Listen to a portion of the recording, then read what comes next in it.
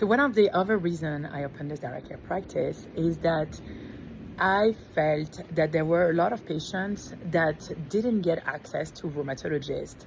And at first, I helped actually look at the referral, and I really fast realized that unfortunately, when you don't know what's going on as a primary care physician or a family nurse practitioner, the issue is that your referrals are not necessarily good.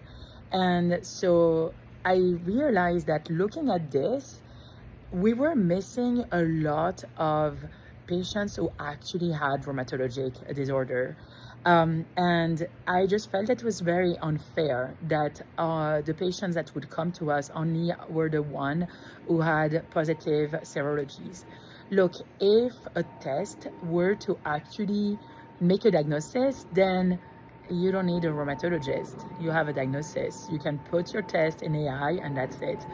But the truth is that very, very, very often the tests do not make a diagnosis. It's 90% a diagnosis made on listening to our patients and asking them the right question. So the tests are really there to confirm something, to rule out other things.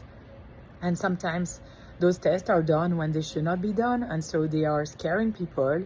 And really, they should never have been done in the first place because there was no symptoms and you're not going to do anything because there is nothing to do because the patient has no symptoms related to those tests. So those are, any tests you do, the more tests you do, the more you're going to find something positive, and that doesn't mean anything.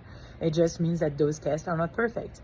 So that was another reason to do this practice, because I really wanted to make sure that people who were stressed, people who felt intuitively that something was wrong, could actually come to their rheumatologist and being evaluated and go on with their life and get to remission.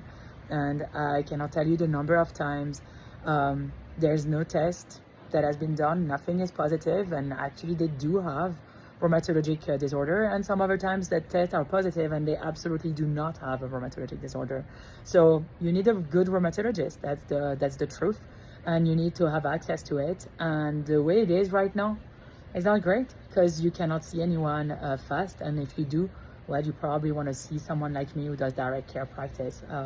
And that's a plug-in to say, hey, if you have some rheumatologic, if you think you have a rheumatologic issue, come and see me. I'm happy to see new patients. I love it, and that's my calling.